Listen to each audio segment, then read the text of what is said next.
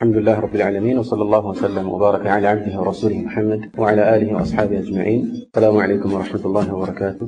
أما بعد فأسأل الله عز وجل أن يبارك لنا في القيام والقيام وأن يتقبله منا وأن يجعلنا هداة مهتدين غير ضالين ولا مضلين. كما قتل بمستوى ولا ብዙዎቻችሁ እንዳያችሁት ይህ ትምህርት በሻፊዒያ መዝሐብ ላይ ከተጻፉት ሙቱኖች መካከል በአንዱ ላይ የተመረኮዘ ይሆናል። እሱም መትን አቢ ሹጃዕ በሚባል የሚታወቀው የፊቅህ መትን ነው። ቀጥታ ወደዚህኛው ማብራሪያ ከመግባታችን በፊት አንዳንድ መግቢያዎችን ለማስተዋወቅ እወዳለሁ። በቅድሚያ ሰዎች በተለያዩ አጋጣሚዎች እና በተለያዩ ቦታዎች ላይ የሚማሯቸው የፊቅህ ኪታቦች ይለያያሉ።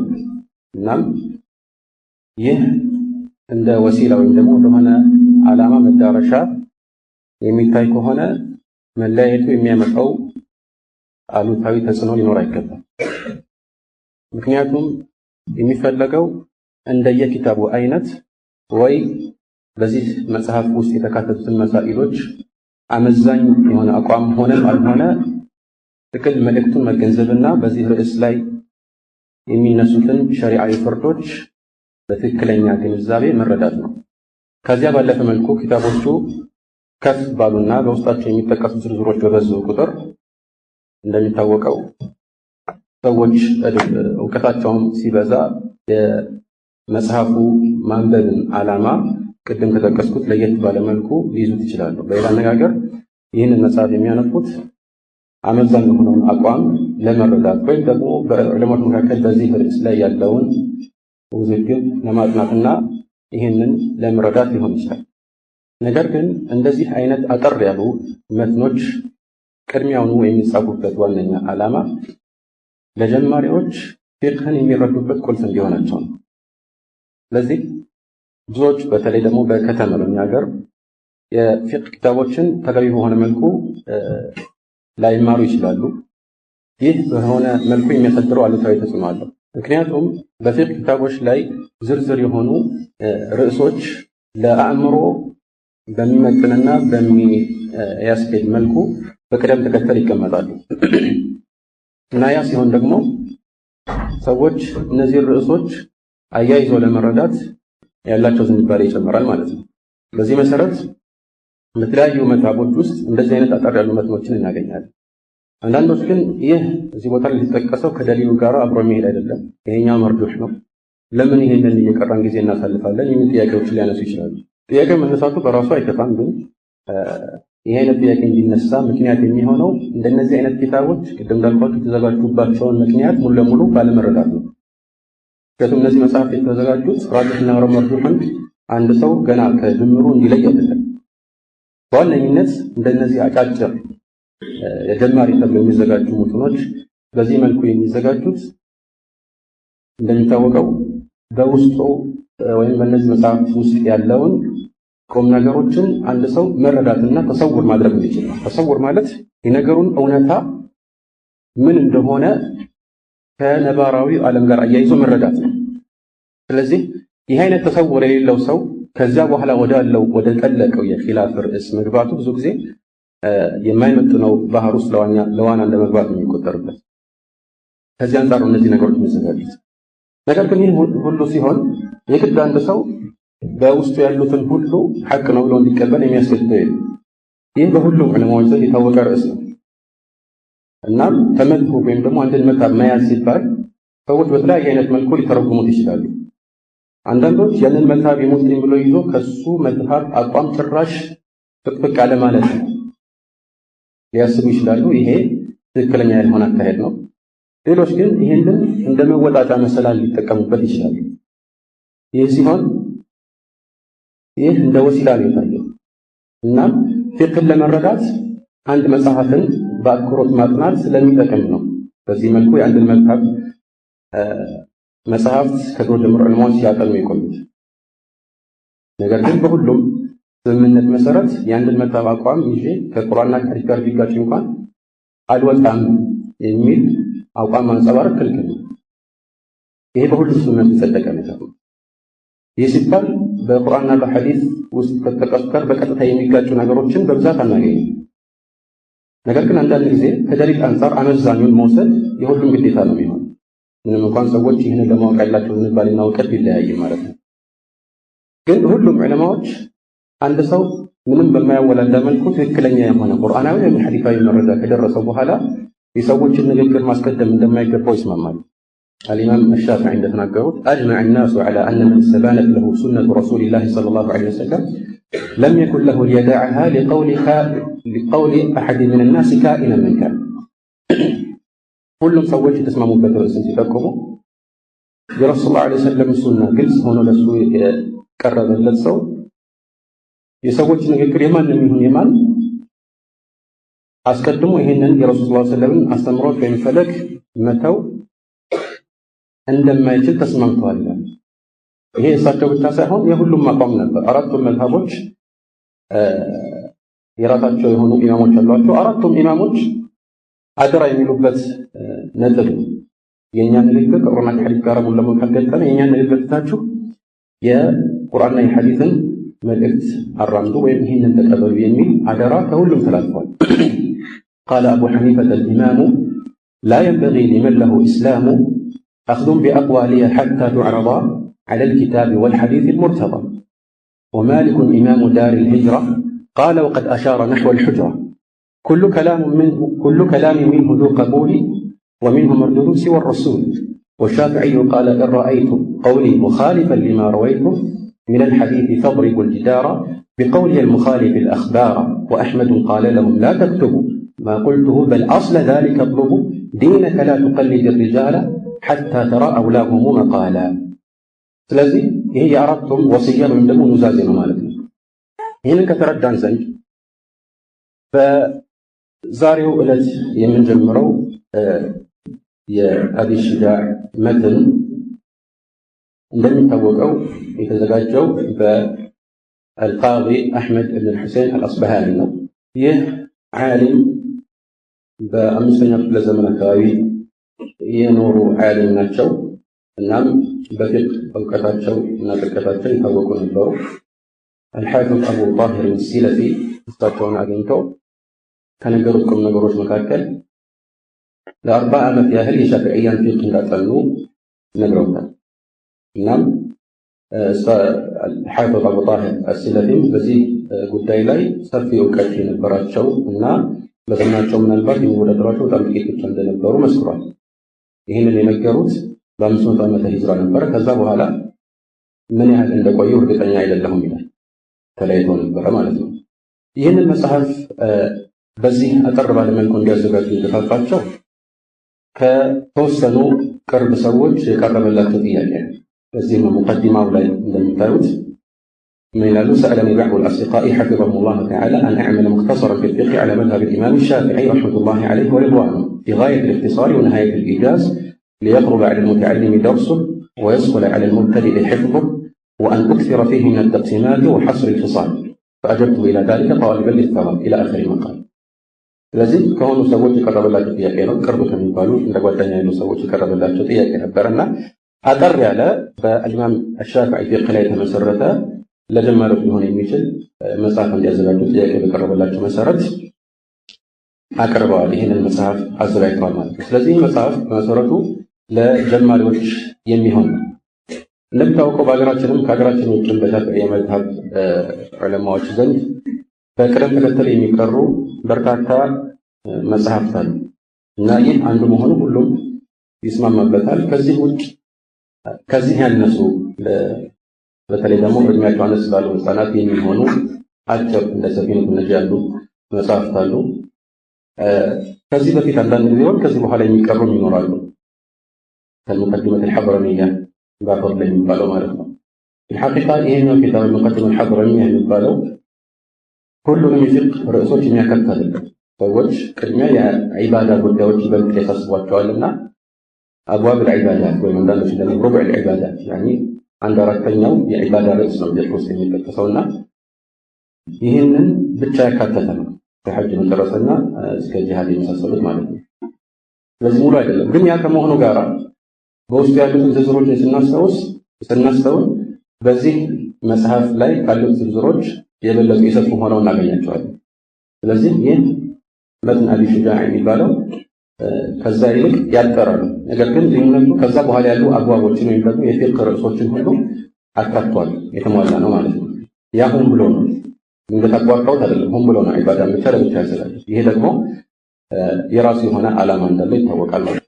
በሻፊዒ መዝሀብ ውስጥ ትክክለኛው የሻፊዒያዎች መዝሀብ አቋም ይህ ነው ተብሎ የሚወሰነው በተለይ ሙተአኺሮች ዘንድ የተወሰኑ ዑለማዎች የመረጡት ነው። ምክንያቱም በየትኛው መዝሀብ ውስጥ አንድ መዝሀብ ቢሆን ራሱ እንደሚታወቀው ኺላፍ ይኖራል እና በዚህ በአንድ መዝሀብ ውስጥ በሚነሱ ኺላፎች ላይ አንዳንድ ጊዜ አንዱን ከአንዱ አስቀድሞ ይሄኛው ነው የሻፊዒያ መዝሀብ ወይም ደግሞ ሐናቢላዎች ከሆነ ይሄኛው የሐናቢላዎች መዝሀብ ወይም ደግሞ የተቀሩት መዝሀቦች ላይ እንደዚህ ይሄኛው ነው ተብሎ የሚወሰነው በሆኑ መርሆዎች ላይ ተመርኩዘው።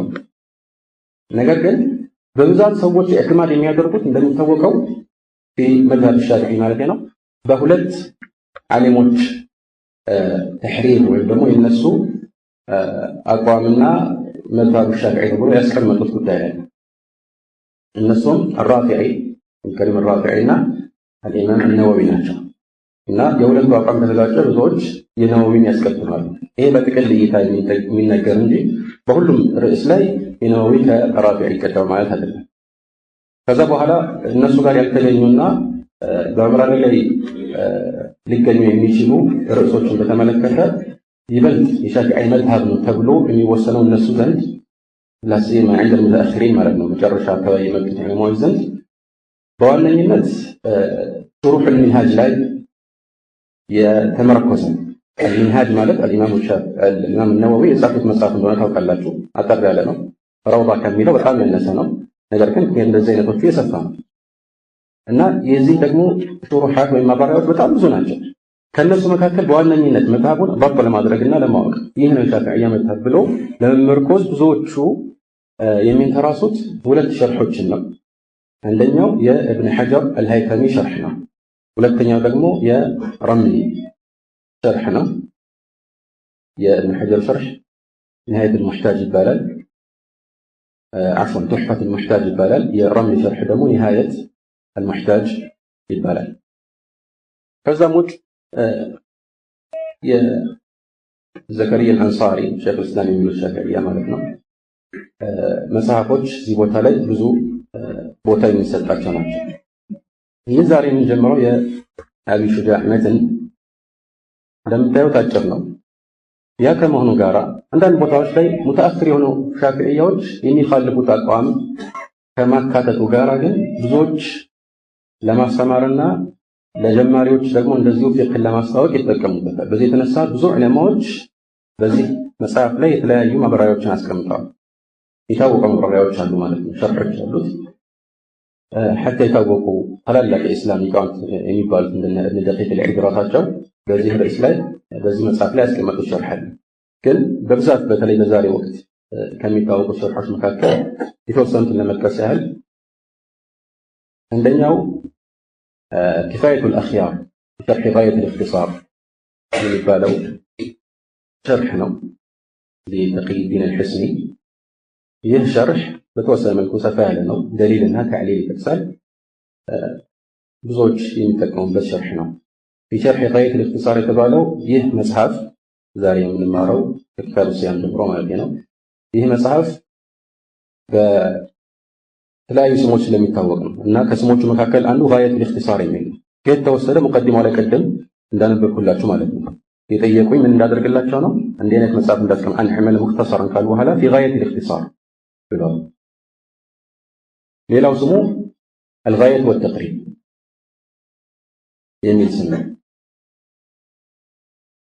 ሌላው የሚታወቅበት ስም እንደ ብዙ መጽሐፎች ከሙአሊፉ ጋር በተያያዘ መልኩ መትን አቢ ሹጃዕ ሲባል ይሄኛው እንደተፈለገ ይታወቃል ማለት ነው። ሌላው አነስ ያለና ነገሮችን በቀላሉ በመፍታት ላይ ብቻ የተገደበ ሸርሕ የሚታወቀው የሸምሱዲን እብን ቃሲም አልገዚ ሸርሕ ነው። القول المختار የሚል ስያሜ ያለው ሌሎችም ስያሜዎች እንዳለ ይሰጣል። ይህ ሸርሕ አጠር ያለ ሸርሕ ነው። ከዛም ውጭ ከጠቀስኳቸው ሁለት ሸርሖችም እጅግ ሰፋ የሚል በተለይ ከሁለተኛው ሸርሕ አንፃር በጣም ሰፋ የሚል ሌላ ሸርሕ አለ። እሱም አልኸጢብ ኢርቢኒ ያስቀመጡት ሸርሕ ነው። እሱም አልኢቅናዕ ፊ ሐሊ አልፋዲ መብኒ አቢ ሹጃዕ ሸርሕ ነው። አላ ኩሊ ሐል እነዚህ ሁሉ ሸርሖች በዛሬ ዘመን የታወቁና ታትመው በሰዎች ዘንድ የተሰራጩ ናቸው። ይህንን ካልን ዘንድ ቀጥታ ወደ ርዕሳችን እንሸጋግራለን። ኪታብ ሲያም አንዳንድ ኑሰኾች ላይ የሌሉ ነገሮችን ሌሎች ላይ ልናገኝ እንችላለን። ልብ በሉ። እንደሚታወቀው አንድ መጽሐፍ ሲታተም በእጅ ጽሑፍ መዛግብቶች ላይ ተመስርቶ ነው ይህ ነገር የሚታተመው። ነገር ግን ይህ መጽሐፍ ከመታተሙ በፊት ራሱ ኑሳኾች ዘንድ የተለያዩ ዒባራዎች ይኖራሉ። አንዳንድ ጊዜ የሆኑ ቃላት እዚህ ቦታ ላይ ተጨምሩ፣ የሆኑ ቃላት ደግሞ እዚያ ቦታ ላይ ሳይኖሩ እናገኝ ማለት ትላቱ ኑሰኽ ይኖራል ማለት ነው። ይሄንን ምናልባት እዚህ ቦታ ላይ እናገኛለን። አንዳንዶቹን ኢንሻአላህ በተለይ ከሑክም አንፃር ተጽዕኖ ሲኖራቸው ለመጠቆም ሞክራለሁ። እናም ይህ ከድሮ ጀምሮ የነበረ እክትላፍ እንደሆነ ከሚያሳዩ ነገሮች መካከል አንዳንድ ጊዜ ሸርሖቹ ራሳቸው ሸርሕ የሚያደርጋቸው አንዳንድ ቃላት ይለያያሉ። እዚህ ቦታ ላይ የምትጨመር አንዲት ቃል ትኖራለች ወይም ሐረግ ይኖራል፣ ሌላ ቦታ ላይ ደግሞ ሌላ ሸርሕ ላይ የማይጨመር ይኖራል ማለት ነው። ይህ ሁሉ ግን ያው እንደ ሑክም የሚያሳድረው ተጽዕኖ በቀጥታ አይደለም። ምክንያቱም እዚህ ቦታ ላይ የሌለው ቃል በዚህ ቦታ ላይ ያልተጠቀሰው ሑክሙ ስላልተፈለገ ነው ማለት አይደለም። ነገር ግን ምናልባት ሙአሊፉ አንድን መጽሐፍ ያው እንደ ሌሎቹ ካዘጋጀ በኋላ በየተወሰነ ጊዜ እያስተካከለ እየጨመረ እየቀነሰበት ሊሆን ይችላል እና አንዳንዶች ዘንድ የሚሰራጨው መዝገብ ሌሎች ዘንድ ከሚሰራጨው የተለየ ሊሆን ይችላል። ያም ሆነ ይሄ ብዙ ተጽዕኖ የሚያሳድር ሊሆን አይገባም። ለምሳሌ እኔ ጋር ያለው መጽሐፍ ላይ ወይም ደግሞ ኑስኻ መጥቡዓ ላይ ምን ይላል? ኪታብ አሕካም ሲያም የሚለው እናንተ ጋር በብዛት ኪታብ አስያም ሊሆን ይችላል። የፊቅህ እና የሐዲስ እንዲሁም ሌሎች ፈኖች ላይ ጽሑፍን ያሰፈሩ ጠበብቶች መጽሐፋቸውን በተለያዩ ኪታቦች ይከፋፍሉታል እና ይህ ምን ማለት እንደሆነ ማወቅ ተገቢ ከመሆኑ አንፃር ኪታብ ቅድሚያ ገና በእስጥላሕም ደግሞ በእነሱ አጠቃቀም ውስጥ የሚሰጠውን ትርጉም ከማየታችን በፊት መሰረታዊ ስርወ ቃሉ የሚያሳየው ቋንቋዊ ትርጉሙን ማወቅ ይጠበቅብናል። ኪታብ መስደር ነው፣ በአማርኛ ሰዋሱ አርእስት እንደሚባለው ማለት ነው እና የሚፈለግበት ግን መፍዑል ነው፣ ቢመዕና መክቱብ ነው ማለት ነው። ኪታብ እዚህ ቦታ ላይ ቢመዕና መክቱብ ነው እና መሰረታዊ ቋንቋዊ ይዘቱ የሚያሳየው መሰብሰብን ቃል ተከተበ በኑ ፉላን ይተጅተሚዑ ተከተበ በኑ ፉላን ማለት ተሰበሰቡ ማለት ነው በቋንቋዊ ይዘቱ። እንደዚሁም ከቲባ ይባላል። ይሄ ማለት የተሰባሰበ ሰራዊት ነው። وكما قال الشاعر لا تأمنن فزاريا خلوت به على قلوسك واكتبها بأسياري واكتبها بأسياري أي اجمعها بأسياري. الصيام የሚለው طبعا መሰረታዊ ትርጉም ይሄ ነው ኪታብ ያቻለው። ነገር ግን ወደ እስጥላህ ስንሄድ በውስጡ የተለያዩ ርዕሶችን አብዋቦችና መሳኢሎችን ያቀፈ አንድ ክፍል ነው ማለት ነው። የአንድ መጽሐፍ ክፍል ነው። በውስጡ መሰረታዊ የሆኑ ክፍሎችን ያቀፈ አብዋቦችን፣ መሳኢሎችና የመሳሰሉትን ያቀፈ አንድ የመጽሐፍ ክፍል ነው። ይሄ ነው ኪታብ የሚባለው ማለት ነው እንጂ ማንኛውም ኪታብ ሙሉ ኪታቡ ራሱ ኪታብ ነው የሚባል ታውቃላችሁ። አስያም የሚለውም እንደዚሁ ቋንቋዊ በሆነ መልኩ ያለውን መልእክት መረዳት ይኖርብናል። አስያም መሰረታዊ በሆነ ቋንቋ ይዘቱ ኢምሳክ ማለት ነው፣ ከአንድ ነገር መቆጠብ። ሱረት መርየም ዓለይሃ ሰላም ኢኒ ነዘርቱ ሊረሕማኒ ሰውመን ፈለን ኡከሊመ ልየውመ ኢንሲያ እንዳለች አላህ ነግሮናል። ኢኒ ነዘርቱ ሊረሕማኒ ሰውመን ያኒ ኢምሳክ። ኢምሳክ ወይም ደግሞ እዚህ ላይ የተቆጠበችው ከምንድን ነው? ከመጠጥ ነው ወይስ ከንግግር ነው? ለምን ከዛ በኋላ ያለው ሐረግ ይህንን ያብራራዋልና ፈለን ኡከሊመ ልየውመ ኢንሲያ ማንንም አላናገርም ማለች ሰው የተባለ ሁሉ። ስለዚህ ከማንኛውም ነገር መቆጠብ ቋንቋዊ ይዘቱን ካየን ሲያም የሚለው መልእክት ውስጥ ሊካተት ይችላል ማለት ነው።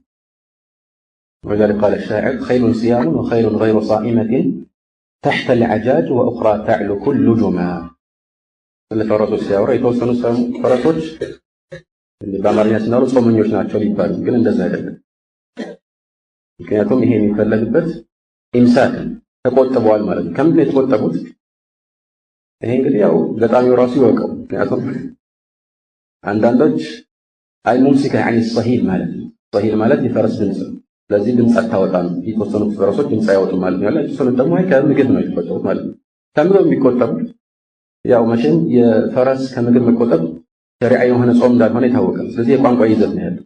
እናም ይህ ነው በሸሪዓ ጾም ሲባል ምንን የሚተካ ወይም ምንን የሚወክል ቃል ነው። የተለያዩ የፊቅህ ሊቃውንት የተለያዩ አይነት ታሪፎችን ያስቀምጣሉ። ነገር ግን እነዚህ ታሪፎች የተለያዩ አገላለጾችን የተመረኮዙ ቢሆንም ዋናው መልእክቱ አንድ እንደሆነ ይታወቃል። በብዛት በሻፊዕያ መዝሀብ ላይ ጾምን ብቻ ሳይሆን ሌሎችን ታሪፎችን ስናስተውል ብዙ ሊቃውንት አንዳንድ አፈጻጸሞችን በጥቅሉ ያልፏቸዋል። መክሱስ የሚለውን ወይም ደግሞ ኻስ የሚለውን ቃል በመጠቀም ማለት ነው። ለምሳሌ ጾምን አስመልክቶ ኢምሳኩን መክሱስ ሚን ሸኽሲን መክሱስ ፊ ወቅቲን መክሱስ። ነገር ግን እንደምታውቁት ታሪፍ ሲባል የሚፈለግበት የነገሩን ምንነት ለሰዎች ማስተዋወቅ ነው። ይሄ ደግሞ ነገሩን ሙሉ ለሙሉ የሚያስተዋውቅ ነገር አይደለም። ኢምሳኩን መክሱስ ሚን ሸኽሲን መክሱስ ፊ ወቅቲን መክሱስ ዐላ ወጅሂን መክሱስ ቢባል ትንሽ የተዳሰነ ነገር ነው። ከዚህ አንፃር የተሻለው ታሪፍ ወላሁ ተዓላ አዕለም ምን ማለት ነው? التعبد لله عز وجل بالإمساك عن المفطرات من طلوع الفجر الثاني إلى غروب الشمس. التعبد لله تعالى بالإمساك عن المفطرات من طلوع الفجر الثاني إلى إيش؟ إلى غروب الشمس. التعبد لله የሚለውን መጨመር ለምን አስፈለገ? ምክንያቱም አንዳንድ የፊቅህ ኪታቦች ላይ التعبد لله የሚለው الإمساك عن المفطرات ብለው ቀጥታ ወደዛ ይገባል። ይህን መጨመር የተፈለገበት ምክንያት አንድ ሰው ከምግብ ወይ ከመጠጥ ወይም ሌሎችን ጾምን ከሚያበላሹ ነገሮች ስለተቆጠበ ብቻ ጾመኛ አይባልም። በሸሪዓ እይታ ማለት ነው። መሟላት ያለበት ነገር ነው። ለአላህ ለመታዘዝ ብሎ ሲፈጽመው ነው ሸሪዓዊ ጾም የሚባለው። አለበዛ አንድ ሰው ምግብ ትዝ ስላላለው ወይ ስለተከለከለ ወይ ደግሞ ውፍረት ለመቀነስ አስቦ ወይ ሌሎች ምክንያት ምግብና የመሳሰሉት ነገሮች ሊቆጠብ ይችላል። ይሄ ጾመኛ እንደማይባል የታወቀ ነው። አለፍ ብለን ኢንሻአላህ ስለ ንያ ስናወራ ይህንን ነገር ይበልጥ ሰፋ ባለ መልኩ ለመጠቆም እንሞክራለን። እናም በዚህ ማብራሪያ መሰረት አተዓቡዱ ሊላህ ስንል ይሄ ለአላህ ተብሎ የሚፈጸም ዒባዳ ነው ማለት ነው። ግዴታም ይሁን ግዴታም አይሁን መሰረታዊ ይዘቱ ዒባዳነቱ ነው። ግዴታም ይሁን አይሁን ስል ረመዳንም ይሁን ወይም ደግሞ ነድር ጾምም ይሁን ወይም ደግሞ በተቃራኒው ግዴታ ያልሆኑ ሰዎች በሱናነት የሚጾማቸው ጾሞች የሚሆኑ እነዚህ ሁሉ ጾም ውስጥ የሚካተቱት ለአላህ ተብሎ ሲፈጸሙ ቢልኢምሳክ ዐን አልሙፈጠራት ሲባል ጾምን ከሚያበላሹ ነገሮች ሁሉ ራስን በመቆጠብ የሚፈጸም ዒባዳ ወይም የአምልኮ ዘርፍ ነው ማለት ነው። ታዲያ ይህ አልኢምሳክ ዐን አልሙፈጠራት ከመቼ ጀምሮ ነው? የተገደበ ወቅት አለው እና ይህንን ለመጠቆም ከአሪፉ ላይ የጨመርነው ነገር አለ። ምን ብለናል?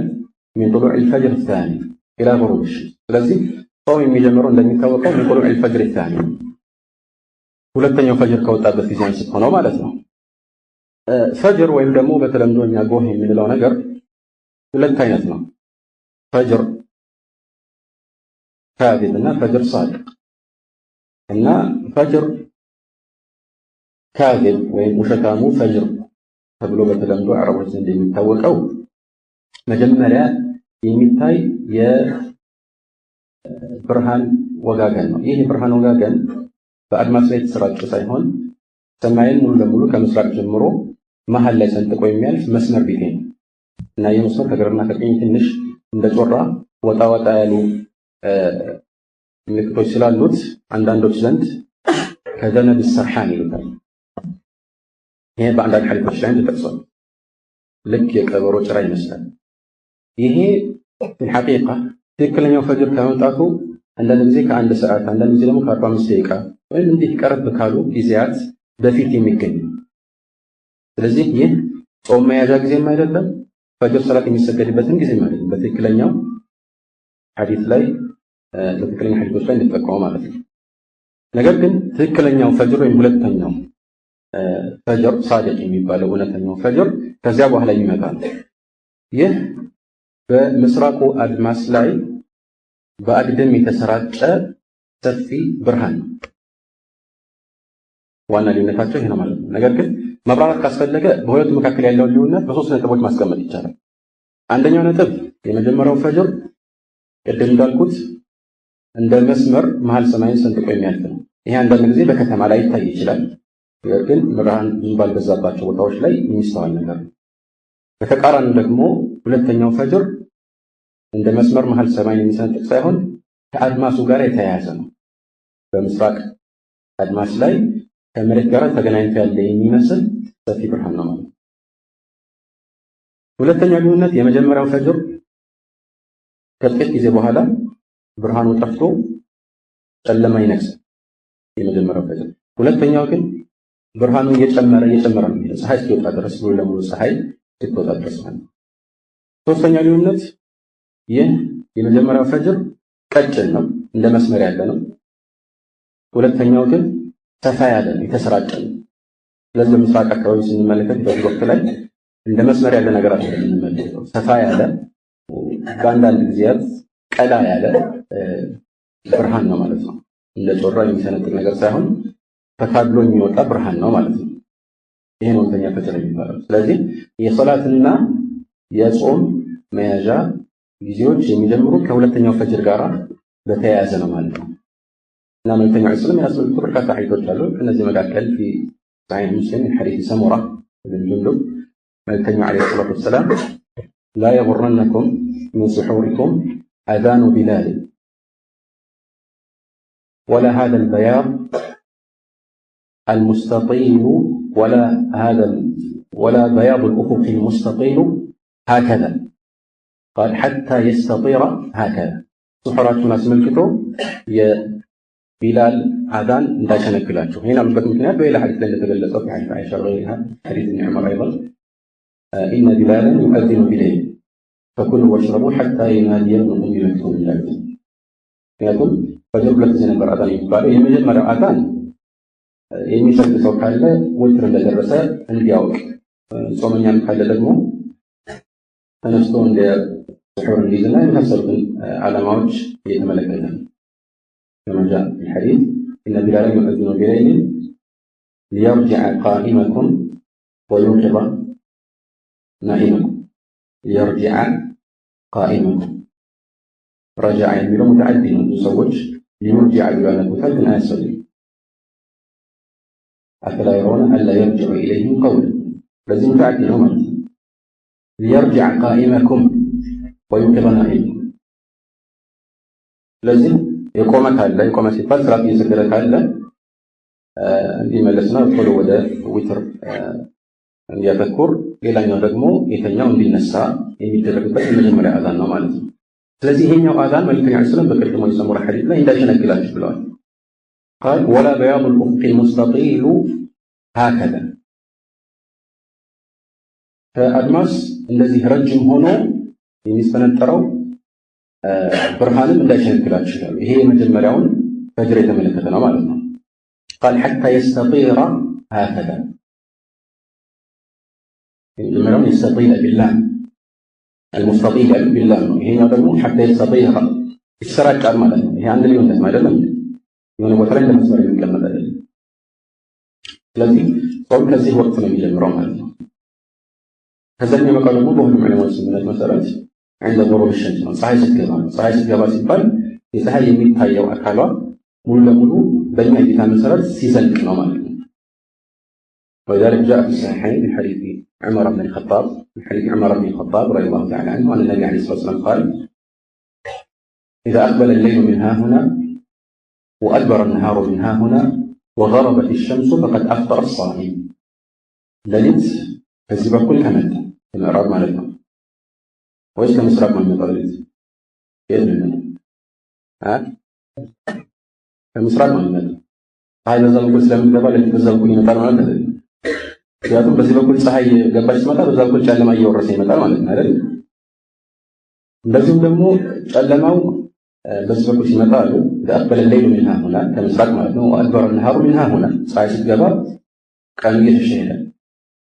وغربت الشمس ፀሐይ በገባች ጊዜ فقد أفطر الصائم ጾመኛ የሆነ ሰው ያፈጥራል ማለት ማፍጠር ይፈቀድለታል ማለት ነው። ይሄን የማፍጠሪያው ጊዜ طيب إن شاء الله በዚህ ሸርሐችን ላይ አንዳንድ በድሮ ጊዜ ያልነበሩ አዳዲስ ነዋዚል የሆኑ አህካሞችን በአንዳንድ ቦታዎች ላይ እየጠቆምኩ ማለት እሞክራለሁ። ምክንያቱም እነዚህ ነገሮች አንዳንድ ጊዜ በድሮ ኪታቦች ላይ አለመገኘታቸው ያው በድሮ ጊዜ ያልነበረው ከመሆኑ አንጻር ነው። ግን ዛሬ ደግሞ በብዛት ይከሰታሉ እና ይሄ ነገር አስፈላጊ ይሆናል ሁክሙን ማወቅ ማለት ነው። ይህ ከሆነ ምናልባት አንድ ሰው በአይሮፕላን ውስጥ ሆኖ ወደሆነ ቦታ ለመጓዝ እየተዘጋጀ ሳለ ሳያፈጥር በፊት አይሮፕላኑ ቢነሳ እንደምታውቁት ከፍ ባለ ቁጥር ፀሐይን ለማየት ያለው እድል የሰፋ ይሆናል። ነገር ግን እሱ አሁን በሱ ትክክል ያለበት አገር ላይ ያሉ ሰዎች እሱ ከላይ አይሮፕላን ላይ ነው፣ እሱ በታች ያሉት አገሮች አፍጥረው ሊሆን ይችላል። ለምንድን ነው አፍጥረው ሊሆን የሚችለው? ለእነሱ ፀሐይ ገብታለች። ታች ስለሆኑ ለእነሱ ፀሐይ ገብታ ነው የምትታያቸው። እሱ ደግሞ ከፍ ስላለ ፀሐይ ለእሱ አልገባች። ስለዚህ እሱ የሚሰራው በየትኛው ነው? እሱ በሚታየው ነው ወይስ ከሱ በታች ባሉት አገሮች ወቅት ምን ይመስላችኋል? እሱ በሚታየው طبعا ዑለሞች የተለያዩ አመለካከቶች አላቸው። ዛሬ ይህን በተመለከተ ብዙዎች የሚሉት አሁን እንዳላችሁት እሱ በሚታየው ነው። ስለዚህ ከሱ በታች ያሉት ሀገሮች ወይም በሱ ታች ያሉት ሰዎች አፍጥረው ቢሆን እንኳን እሱ ፀሐይ ስትጠልቅ እስካላየ ድረስ የማፍጠር መብት የለው። ሙሳፊር ስለሆነ ማፍጠር ይችላል፣ ያ ሌላ ርዕስ ነው። ግን ጾሙ እንዳይበላሽበት ከፈለገ ምን ያደርግ? የምራሱ ኺላፍ አለው። ያለ ራቢህ ይቻላል። ጾመኛ የሆነ ሰው ሰፈር ቢጀምር ብዙ ዑለማዎች የሚገርማችሁ ጾም መፍታት አይችልም ይላሉ። መፍታት የሚችለው መቼ ነው?